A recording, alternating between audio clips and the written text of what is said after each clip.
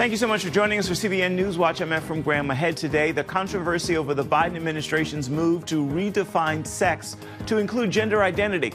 The change would allow any student in any locker room or bathroom, and it could lead to the end of girls' and women's sports. The public has spoken out, with many opposing the move. People take the time to comment more when they're concerned. But many of those comments have mysteriously disappeared. We'll look at the questions around this controversy. A leading Democrat says you cannot be a progressive and support Israel. So how did other Democrats respond? Vladimir Putin's threat to use nuclear weapons to stop Ukraine's military. I want to remind you that our country also has various means of destruction to protect Russia and our people. We will certainly use all means at our disposal. This is not a bluff. What Ukraine and the U.S. are saying about the ongoing war and other flashpoints around the world. A warning to the church from leading Christian author Eric Metaxas. What would happen to America if believers don't speak up? And a new film is on the way in the God's Not Dead series. You know, every time before one of these movies, we pray about what it is that the Lord wants us to do with it. We'll bring you a preview from the red carpet in Los Angeles. All those stories and more today in the CBN Newsroom. This is CBN NewsWatch. We begin this half hour with the Biden administration's effort to include gender identity under sex discrimination rules, allowing any student in any locker room or bathroom. The plan led to a record number of people registering a public response on the government's website. But thousands of those comments disappeared with no explanation from the government. Heather Sells is on this story. At one point, Americans had posted close to 350,000 public comments on the Title IX rule, which would affect K through 12 and college students. Some in favor and many with comments like these. As a teacher of middle and then high school students, this is a horrific idea. Stop throwing women under the bus. People take the time to comment more when they're concerned. And Candace Jackson would know. She served as acting assistant secretary for civil rights in the education department during the Trump administration. She says while there's no official count on which way the comments leaned, it is telling that so many wanted their voices heard. I think what this says is that there's a lot of concern that we're not pushing Title IX forward to be more protective of girls and women having equal educational opportunities. We're rolling that back. At the president's request, Education Secretary Miguel Cardona has proposed a reinterpretation of Title IX. The 1972 law banned sex discrimination in education. Now, by redefining sex to include gender identity, it would allow any student in any locker room or bathroom. That could also lead to the end of girls' and women's sports, plus force the use of certain pronouns. The actual number of Title IX comments is now in question after the Daily Signal found 160,000 somehow disappeared. Politico later reported the Education Department cited a clerical error. Some, like former department counsel Sarah Parshall-Perry, say not so fast. It's telling we haven't heard anything from the Department of Education itself on a very significant disparity. By law, the department must review all the comments. While that could take months, we can expect legal challenges in the meantime. I think that there are advocacy organizations that are very concerned about civil liberties, like what this will do to our First Amendment, freedom of speech, freedom of exercise of religion, due process. So it may be an uphill battle for the Department of Education to actually issue a final rule that will not be tied up in court for quite a while. Heather Sells, CBN News. State attorneys general could also sue, and there's always the possibility Congress could weigh in as well. For now, Jackson believes school boards should pause before moving ahead on ending any new gender policies, mainly because it could be months, even years before the matter is settled. A well-known Democrat says people cannot be considered progressive if they support Israel. The Hill reports Michigan Representative Rashida Tlaib, herself a progressive and a Palestinian American, made that statement Tuesday during her address to an American Muslim for Palestine event. I want you all to know that among progressives, it has become clear that you cannot claim to hold progressive values, yet back Israel's apartheid government.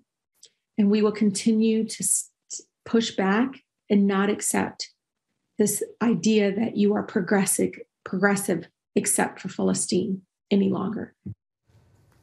Other Democrats quickly disagreed. Florida Democratic Congresswoman Debbie Wasserman Schultz fired back on Twitter, writing, "The outrageous progressive litmus test on Israel by Rashida Tlaib is nothing short of anti-Semitic. Proud progressives do support Israel's right to exist as a Jewish and democratic state." And New York Democratic Representative Jerrold Nadler, a member of the Congressional Progressive Caucus, also disagreed with Tlaib. While Vladimir Putin has again raised the possibility of using nuclear weapons in Ukraine, President Biden urged the world to stay united in defense of Ukraine in his speech to the United Nations Wednesday. The president also addressed tensions with China and sent a message of encouragement to Iranians protesting the regime. George Thomas brings us the story. Thank you. President Biden used his position on the world stage to remind members of the UN's General Assembly that Russia's invasion of Ukraine 210 days ago was a clear violation of the global order. This war is about extinguishing Ukraine's right to exist as a state, plain and simple, and Ukraine's right to exist as a people. Whoever you are, wherever you live, whatever you believe, that should make your blood run cold. Russia's president escalating the crisis, calling up 300,000 reservists to fight after Ukraine makes dramatic gains on the battlefield. Putin saying he won't hesitate to even use nuclear weapons to stop Ukraine's counteroffensive. I want to remind you that our country has various means of destruction to protect Russia and our people. We will certainly use all means at our disposal. This is not a bluff. Ukraine's president, addressing the UN meeting via video, urged the world body to punish Moscow for its invasion and called for a special tribunal to try Russia for war crimes. And Ukraine demands punishment for trying to steal our territory, punishment for the murders of thousands of people, punishment for tortures and humiliations of women and men. While Russia loomed large during Biden's address, the president also used the UN platform to address America's biggest rival. Let me be direct about the competition between the United States and China. As we manage shifting geopolitical trends, the United States will conduct itself as a reasonable leader. We do not seek conflict. We do not seek a Cold War. Biden condemning the ongoing human rights violations in China and around the world, including in Iran, where clashes between police and protesters have erupted nationwide following the death of a young woman, Mahsa Amini, who died for violating Iran's strict Islamic dress code. Today, we stand with the brave citizens and the brave women of Iran who right now are demonstrating to secure their basic rights. Meanwhile, Iran's president also spoke at the UN, calling Israel a savage power, and held up a picture of Qasem Soleimani, a top Iranian general who was killed by a U.S. drone strike in 2010, promising to avenge his death.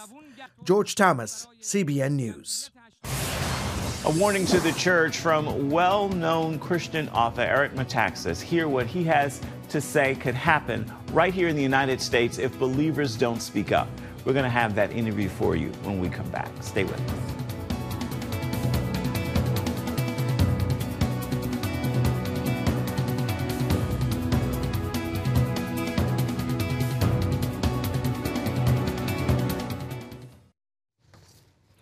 A wake-up call to the American church. The Nazis took power in Germany and proceeded to kill 6 million Jews. Could something like that eventually happen right here in the United States?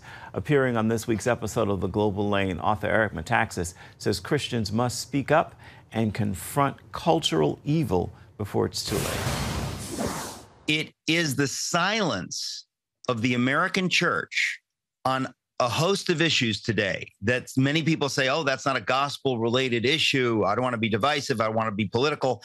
It is that silence which directly parallels the silence of German Christians in the early 30s. And it led to the satanic evil of the Nazi takeover of that culture where they crushed the church, they silenced the church. But it's because the church allowed them to do it by being silent. And there were many voices at that time giving theological reasons why we should not speak out on these issues. We're not supposed to be political, they said. It's nonsense. It is not biblical. And at a time like this, it's the voice of the devil. But the point is, Christian leaders who are being used by these evil forces, they have no idea what lies ahead. So it's easy for us to look back at the Germans and say, wow, they got it wrong. They should have spoken up. Bonhoeffer was right. I'm with them. But we're doing the same thing in the American church today. And there are voices, leaders in the church today that are being silent. In fact, most leaders in the American church are being silent because some leaders in the American church are actually advocating silence in the face of evil. They know not what they do. I want to give them grace. And I wrote the book to try to reach those people and to say to them, please understand that by not speaking up against everything that you see, by being afraid to be political, you have been silenced. The enemy is using theology to confuse us and to say, well, we're not supposed to talk about that kind of stuff. Romans 13. The same thing happened in Germany. The church was silent. Bonhoeffer and others knew this was not biblical. This was not what God was calling them to do. But the church hesitated enough and kept silent enough for long enough for the Nazis to utterly take over and really do things so evil that we look back, we think, well, that can never happen again. And what I'm saying in this book is that we already see it happening, tremendous devastation in this nation on innumerable issues, and the church is silent. And you write that Bonhoeffer addressed the question of leadership. He talked about servant leadership, Jesus taking on the role of the lowly slave when he washed the feet of his disciples. And you say Bonhoeffer was suggesting that a leader is not leading as God would lead when he or she idolizes self. They become misleaders. Do you see that happening today in America? How is that being played out in the church and in politics? 20 years ago, if somebody said, well, don't be political because we have different kinds of people in our congregation, you know, but you'd say today, the world has changed. Today, the left in America is advocating for cultural Marxism, which is atheism. It's atheistic.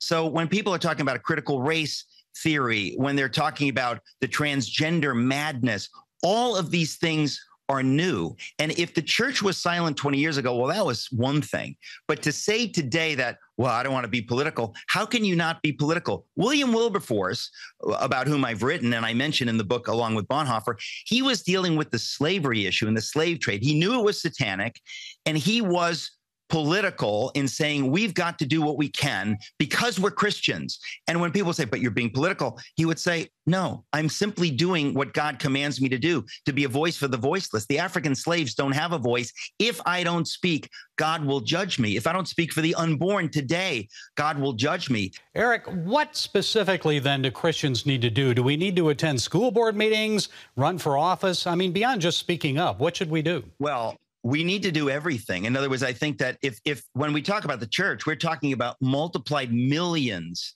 of Americans who each has a different calling. So we just have to ask God, Lord, what would you have me to do?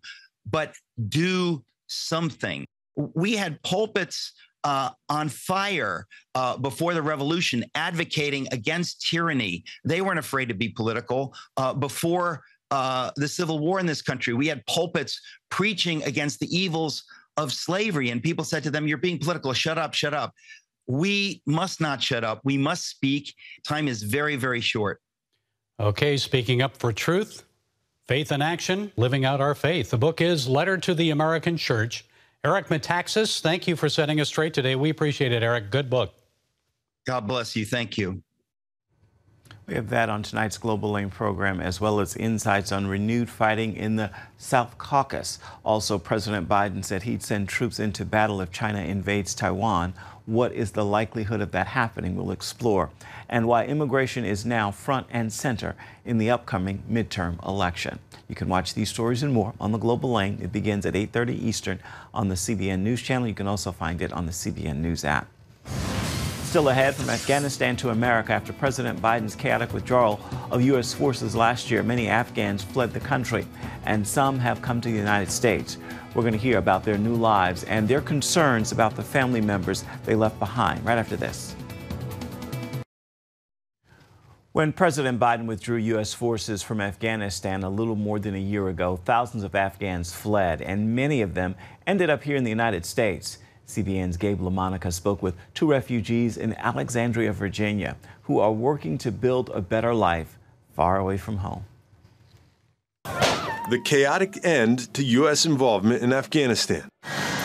Some 20 years after the 9/11 attacks, this image of people clinging to a U.S. military plane, now history. I am Lakib. In August 2021, Mobibi Aladodi joined the throng of thousands trying to flee Kabul airport. That forced Aladodi, like so many others, to leave everything behind, including much of her family, now in hiding from the Taliban. It was not good for us because every Afghan have the same problem. It was security. Aid workers like Maniza Azizi are helping these refugees build new lives. I also came here as a refugee. It hit home for me. At organizations like Homes Not Borders, pulling from stocked warehouses items a family might need for a new home.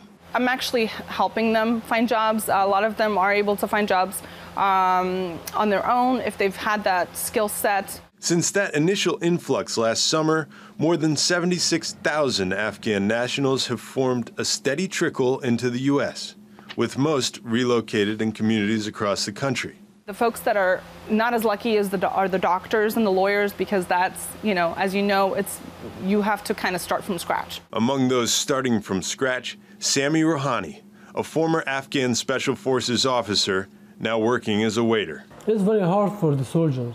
Taking only these military patches while leaving his gun and uniform behind, Rouhani escaped with his wife and son. Back home, Rouhani's brother remains in hiding, unable to leave. His life is in danger, now. Because of me, I was working with the U.S. Army. Right now, he's not safe. After years working side by side with American troops, Rouhani does not blame the U.S. for the Taliban takeover. He points to Afghanistan's own leaders. I'm angry about my president. Why? I feel angry about all of the leadership of our country. And rather than look back at dreams left behind, Rouhani looks forward. I have a new dream. All of them is new. Yeah. I was in Afghanistan in Special Forces, but now I want to be a doctor. I want to make a good life, and here also work hard for my family. Dodi, too, shares that feeling while building a new life. I am hopeful, yes. Her resilience, like that of many other Afghan refugees, remains. Gabe LaMonica, CBN News. Coming up, a new film is on the way in the God's Not Dead franchise. We'll have a look at what it's all about from the announcement on the red carpet in Los Angeles. We've got the story for you when we come back. Stay with us. God and politics will be the theme of the next film in the God's Not Dead franchise. Wendy Griffith was in Los Angeles for the red carpet announcement. If you were a fan of the God's Not Dead series, good news. A fifth movie, God's Not Dead, Rise Up, is slated for 2023. Several stars from the popular franchise, including David White, Dean Cain, Isaiah Washington, and Corey Oliver, hit the red carpet in L.A. for the big announcement. We're going to make another God's Not Dead. Producer and actor David White says the fifth installment asks the question, is God dead in politics? And I think that's a question that all of us are asking. And this movie will tackle a lot of those, tackles a lot of stuff in it. And I think I've always been amazed to see how the God's Not Dead movies, when they hit, it's at a very relevant time. You know, every time before one of these movies, we pray about what it is that the Lord wants us to do with it. Where is it supposed to go? Corey Oliver, who starred in the first movie, is excited about returning for number 5. I just said yes. I didn't even ask what's the role. I mean, being Nina, but right. I think it's just because the first God's Not Dead changed my life in so many ways. I've always been a believer and I've always loved the Lord, but it was just a rough time in my life. And then, you know, God in his infinite way shows up and shows off in a way that you can't imagine. And you get to play a leading role between Hercules and Superman. Actor Dean Cain of Superman fame is back, and so is his bad boy character. Actually, I'm really excited to see what my character has been up to. He was up to no good in the first one, for sure. In fact, I think he's the only character who had no redeeming qualities about him whatsoever. So it will be interesting to see where he goes from here. Isaiah Washington will also resume his role as Congressman Daryl Smith. Yeah, he's from Texas, conservative. He's bringing that energy back. How does it feel to be a part of this franchise and now to see it growing even more? It feels just as exciting as it felt with me working with Spike Lee, doing the hype in the middle of his career. It's always exciting to work with innovators. And if you want to catch up on the franchise, all 4 God's Not Dead movies are streaming on PureFlix. Wendy Griffith, CBN News, Los Angeles. Time now for your Thursday Thankful, and I hope you'll join me in this prayer of gratitude. God, thank you for your patience. The patience you show me and the patience you give me are beyond my understanding. Help me now to extend that same patience to others. With that prayer, I encourage you to move through this Thursday with an attitude of gratitude. It will make for a better time always. Well, that is going to do it for this edition of CBN NewsWatch. I want to remind you, you can always find more of our news programs on the CBN News Channel. You can, in fact, find them there at any time, as well as online at cbnnews.com. We would love to know what you think about the stories you've seen here today or any day. You can email us at that address right there at the bottom of your screen, newswatch@cbn.com. You can also reach out and touch us on Facebook, Instagram, and Twitter. We certainly would love to hear from you. Again, make this a thankful Thursday and join us right back here, same time tomorrow. Bye-bye, everybody.